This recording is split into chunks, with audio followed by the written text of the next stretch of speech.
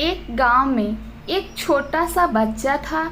उसके पिता तो थे, लेकिन माँ की मृत्यु हो गई थी। पिता सारा दिन काम करता और अपने बेटे को पाल पोस कर बड़ा करता है। वह सारे सुख अपने बेटे को देता है जो एक माँ दे सकती है। उस पिता ने कभी कुछ नहीं मांगा, सिर्फ इतना ही मांगा कि मेरे बेटे को कोई परेशानी न हो। दिन बीतते गए, बेटा पढ़ लिख कर एक अच्छा जॉब भी करने लगता है और वह शहर में रहने लगता है। कुछ दिन बाद वह अपने पिता से मिलने आता है और कहता है, पापा मुझे कुछ पैसों की ज़रूरत है। मैं चाहता हूँ कि शहर में ही ज़मीन लेकर अपना घर बना लूँ। पिता इस बात को सुनकर बहुत खुश होते हैं। सोचते हैं कि मेरा बेटा है, एक ना एक दिन नाम करेगा। जिंदगी भर की बचाई हुई पूंजी को निकालकर अपने बेटे को दे देते हैं। बेटा शहर चला जाता है और उन पैसों से अपना घर बना लेता है। पिता इधर इंतजार करता रहता है कि मेरा बेटा फिर से आएगा, एक ना एक दिन तो मेरे पास आएगा ही। जाएगा कहाँ? उसके पास अब कोई नहीं जाता था, क्योंकि ना ही अब उस पिता के पास पैसे थे, ना ही रहने की जगह था। कुछ दिन बाद बेटा फिर लौट कर आता है और अपने पिता से कहता है, पापा अब आप दादाजी बनने वाले हैं। पिता को बहुत खुशी होती है। इस बात को सुनकर वह कहते हैं, तू मुझे मेरी बहू और पोता से कब मिलवाएगा? बेटा कहता है, बस पापा थोड़े दिन और। पापा मुझे कुछ पैसों की ज़रूरत है, क्योंकि आजकल थोड़ा जॉब में खिचबिच हो रहा है, जिसके कारण से मुझे कुछ दिन के लिए सस्पेंड कर दिया गया है।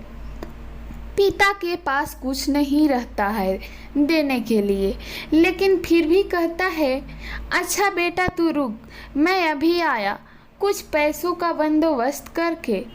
पिता बाद में महाजन से कुछ पैसे उधार लेकर अपने बेटे को दे देता है और बेटा पैसे लेकर शहर चला जाता है। बरसों गुजर जाते हैं। पिता सोचते हैं कि मैं तो अब दादाजी बन गया हूँ, मेरा बेटा पता नहीं मेरे नाती को लेकर कब आएगा। फिर सोचने लगते हैं, समय नहीं मिलता होगा, इसलिए मेरा बेटा अभी तक आया नहीं, वरना आया जरूर होता।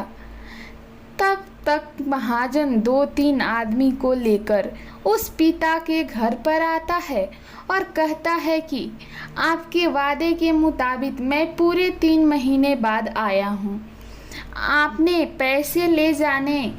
पिता कहते हैं, मेरे पास पैसे नहीं हैं देने के लिए। महाजन कहता है, जब पैसे देने नहीं थे तो आपने मुझसे उधार क्यों लिया? तभी पिता कहते हैं, ठीक है रुको, मैं तुम्हारे लिए पैसों का बंदोबस्त करता हूँ।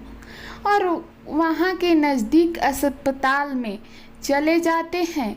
वहाँ जाकर अपना ब्लड डोनेट करते हैं और अपनी एक किडनी बेच देते हैं और उस महाजन का कर्ज छूटा कर देते हैं।